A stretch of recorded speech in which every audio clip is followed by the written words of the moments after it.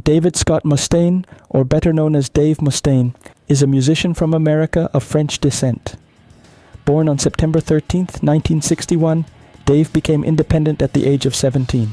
He rented his own apartment and earned income as a drug dealer. One of his customers, Willow, who worked at a music store, often lacked money, so instead of cash, he offered albums like AC/DC, Motorhead, and Judas Priest in exchange for drugs. These bands influenced his taste in heavy metal.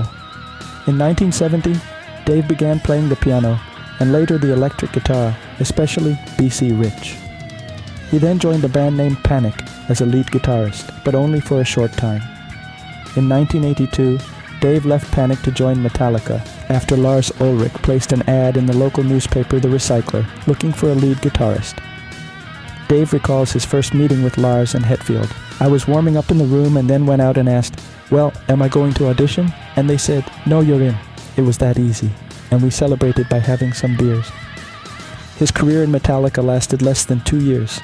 According to John Zazula, owner of Megaforce Records, Dave was very talented, but he also had serious issues with alcohol and drugs.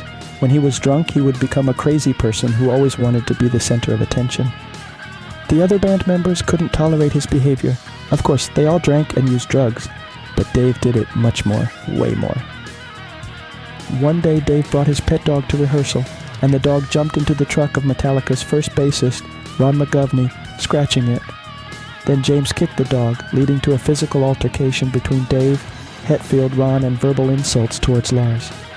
Dave was fired on that occasion, but he rejoined the band the next day after apologizing. This incident is one of the things Dave regrets most in his music career. On another occasion, during a rehearsal in Ron's basement, Dave poured a can of beer over Ron's bass, causing it to malfunction. Ron then kicked out the 3 Metallica members from his house. Dave was finally fired by Metallica on April 11, 1983, in New York, just weeks before the recording process of their debut album. Hetfield was chosen to deliver the news because Lars refused.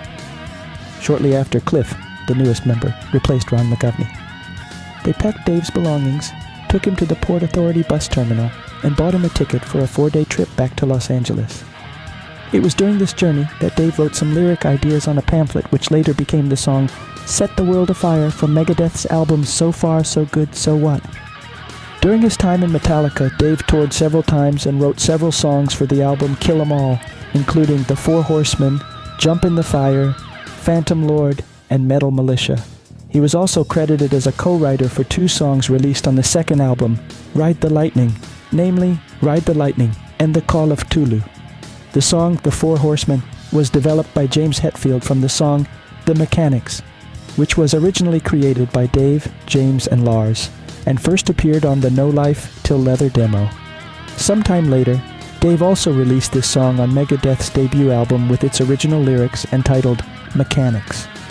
Mustaine also claimed to have written part of the song Leper Messiah on the album Master of Puppets, but this statement has not been responded to by Lars and James Hetfield until now. After leaving Metallica, Dave moved back in with his mother and worked as a telemarketer with the help of Robbie McKinney. Dave Mustaine, McKinney, and Matt Kisselstein worked together as telemarketers. Dave then quit the job after having enough money to move to an apartment in Hollywood. Later, Dave invited McKinney, who played guitar, and Kisselstein to play bass, and formed the first band after Metallica, Fallen Angels. In his biography, Dave described, "We didn't have chemistry, the energy that keeps a band together. The collaboration didn't last long." One day, Dave Ellefson, along with Greg Hendewitt, played the bass opening of Van Halen's Running with the Devil in the apartment below Mustaine's. Dave felt it was noisy and stomped his foot on the floor and yelled for them to stop. Then, while still drunk, Mustaine grabbed a plant pot and threw it, hitting their AC unit. They then went out and knocked on Mustaine's door, asking for cigarettes. Dave replied, "There's a store down the street," and locked the door. A few minutes later they returned, asking Dave to buy beer, and this time Dave let them in. That night they talked about music, and soon Mustaine, Ellefson, and Handewitt became bandmates. Due to insecurity about his vocals, Dave invited Lawrence Renna to switch positions. However, Lawrence didn't last long, although he was credited with suggesting the band's name change to Megadeth, knowing that Dave had written a song with that title. Then the first drummer, Dijon Carruthers, joined. The formation of Mustaine, Ellefson, Handevit, and Carruthers became the prototype of Megadeth. For some people, Megadeth is seen as Dave's revenge project against Metallica. It's undeniable that Megadeth was formed after Dave was fired from Metallica in early 1983 due to his alcohol addiction and aggression within the band. Dave vividly remembers the moments he was fired from Metallica and the beginning of his dismissal. "I saw people all over the world saying Kirk's great guitar playing, and how stupid I was, and that's why I was kicked out of Metallica, and I wasn't good enough for them, and I was a loser. I had to deal with it for almost 20 years, said Dave.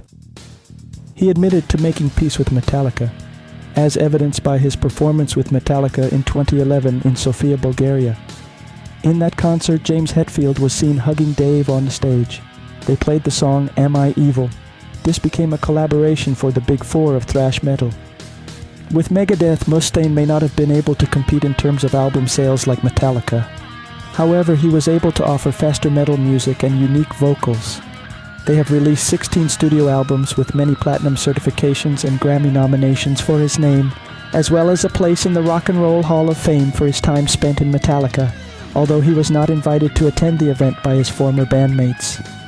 Dave Mustaine once said, "What they say is true, life is like a roll of toilet paper. It all goes by pretty fast in the end." If he hadn't had various controversies with Metallica, would metalheads around the world listen to songs like Holy Wars, The Punishment Due, or Symphony of Destruction? The success of Megadeth under Dave Mustaine's leadership not only serves as evidence of a musician's perseverance who never gives up, but also as an example of how creativity and determination can bring about significant changes in the music industry. With his dedication and talent, Mustaine has set a new standard in thrash metal, making him one of the most important figures in the history of metal music. Mustaine is a phenomenal figure who rose from the shadows of the mighty Metallica.